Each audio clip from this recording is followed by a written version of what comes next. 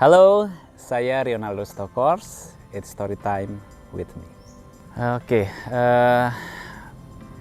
awalnya sih awalnya casting ya, pasti casting. Cuman sebelumnya castingnya itu buat kayak iklan gitu kan. Lebih percaya dirinya lebih ke buat iklan karena saat itu kalau disuruh dialog tuh kayak aduh nggak bisa gitu.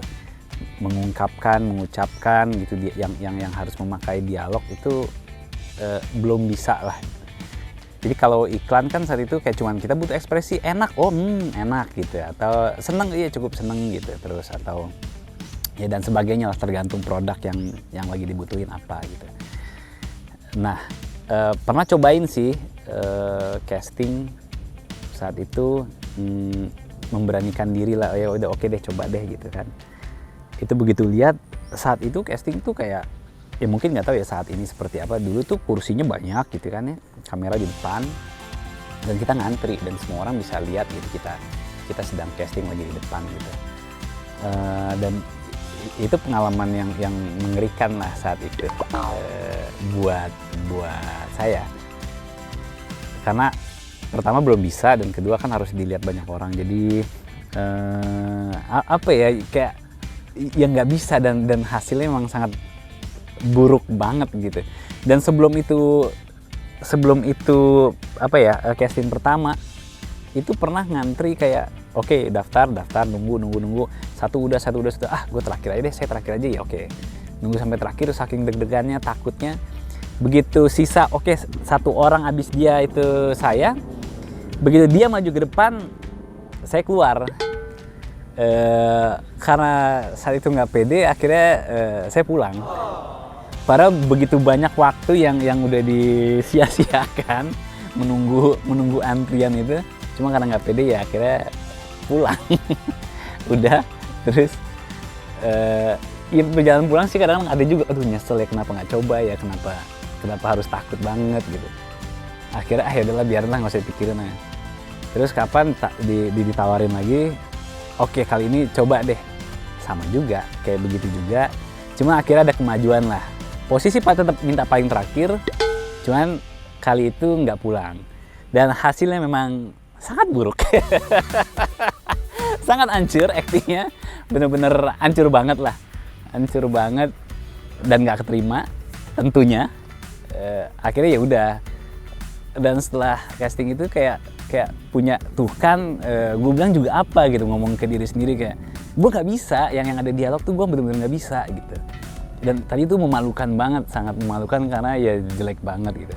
Udah kayak punya janji kan, gue nggak mau di casting lagi untuk sinetron, nggak mau gitu. Sudahlah, akhirnya memang enggak, maunya iklan aja. Oh ya udah, oke. Terus cuman pas kapan dapat kesempatan, castingnya cuman ngobrol-ngobrol aja waktu itu, jadi nggak perlu di depan kamera, nggak perlu ngomong gitu kan, cuman disuruh oke, baca skenario aja gitu, baca skenario, saya mau denger gitu kan, oke coba baca, oh begitu baca, oh ya baca gitu kan, ngomongin segala macem, udah, terus alhamdulillahnya keterima saat itu gitu. Keterima, ya udah akhirnya proses syuting apa segala macam. Nah justru setelah diterima itu belajarnya memang dua kali syuting ya dikasih tahu ya, ada dimarahinnya lah apa, karena benar-benar sama sekali belum bisa saat itu. Tapi setelah pengalaman itu, kemudian untuk misalkan next judul sinetron lagi, justru karena udah pernah, oh begini loh reaksi, akhirnya lebih mudah melaksanakan casting itu sendiri gitu. Jadi punya keberanian gitu untuk oke, yang ini casting lagi ya, oke gitu. Akhirnya mau gitu. Nah, udah mulai pelan-pelan dari situ. Inget banget ya saat itu yang waktu dapat kesempatan yang castingnya hanya baca itu sama sutradara Yayang Senur, pemain senior juga. Terima kasih banget karena mendapatkan kesempatan. Saat itu masih Prima kalau nggak salah ininya, PH-nya. Udah dari situ udah terus akhirnya dapet juga di luar situ, main di TPI kalau nggak salah, lupa PH-nya Avicom atau apa gitu, judulnya sama, pakai nama sendiri, Aku Bukan Rio juga di situ. 2 karakter, dari situ dapat layar lebar. Setelah beres itu layar lebar, judulnya 30 Hari Mencari Cinta. Dari 30 Hari Mencari Cinta, alhamdulillah memang itu booming banget gitu kan, booming banget film itu. Nah setelah dari situ ke Cinemark dari tahun berapa itu ya, 2005 atau 2004 atau 2003, pokoknya lupa lah, antara sekitar situ. Udah dari situ sampai sekarang di Cinemark, dan ya udah belum kemana-mana lagi.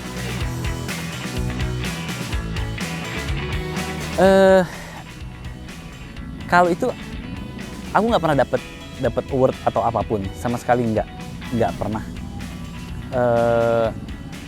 Karena kayak apa ya, aku di luar kenapanya, nggak tahu kenapa, tapi bersyukur juga nggak pernah. Aku nggak bisa tampil di depan banyak orang gitu. Kayak kalaupun nanti nerima, mungkin kayak lebih pas ngambil diwakilin aja deh gitu. Karena tegang aja gitu, nggak siap kayak terima terus harus speech lah terus apa gitu. Nggak pernah bisa, dan nggak pernah bisa untuk seperti itu gitu. Jadi lebih kalau ada ini, gue nggak usah deh, gue nggak bisa datang deh, gue ini deh gitu. Jadi lebih seringnya selalu menghindari spotlight seperti itu.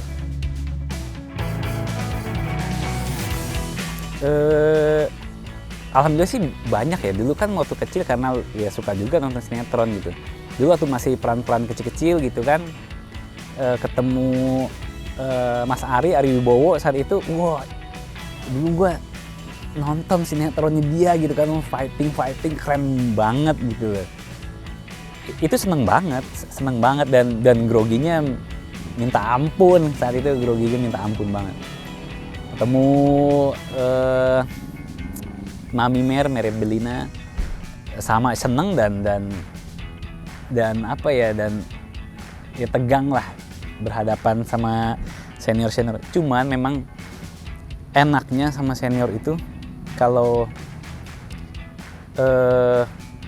dia kan, kalau mereka tuh selalu memberikan yang terbaik ya, jadi seakan-akan nyata gitu. Itu kita alangkah baiknya boleh nervous, tapi feedback yang kita dapetin ketika dia kayak beneran itu malah yang bikin kita, wih dia bener ya gitu, memberikan rasanya tuh betul nyata gitu. Kita harus juga kasih yang sama kayak gitu, kayak mereka gitu. Nah itu yang apa ya, yang saat itu nggak tahu sengaja atau di bawah alam sadar, timbal baliknya terjadilah saat itu.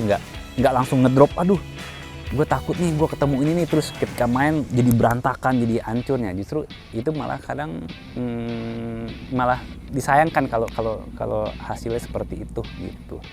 Nah senangnya sama mereka, kita bisa jadi ikutan pinter. Kalau ketemu sama senior yang hebat-hebat, kita bisa ambil ilmunya. Dan kalau satu sih yang kalau ditanya siapa yang paling senang, waktu ketemu sama Bunda Widiawati sih, aku seneng banget.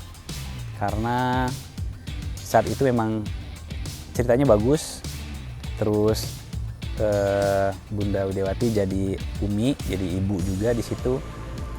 Emang scene-nya berat banget, scene-nya kan di situ itu perlu kayak agak-agak gesrek gitu dianya, terus juga doyan nangis, doyan teriak-teriak sambil nangis gitu. Nah itu tuh nggak kontrol lah, saat itu nggak kontrol banget, kita nggak bisa kontrol emosi itu seperti apa. Sampai air mata udah bercucuran segala macam, terus mungkin ingus sampai keluar juga karena harus teriak-teriak gitu kan. Dan luar biasanya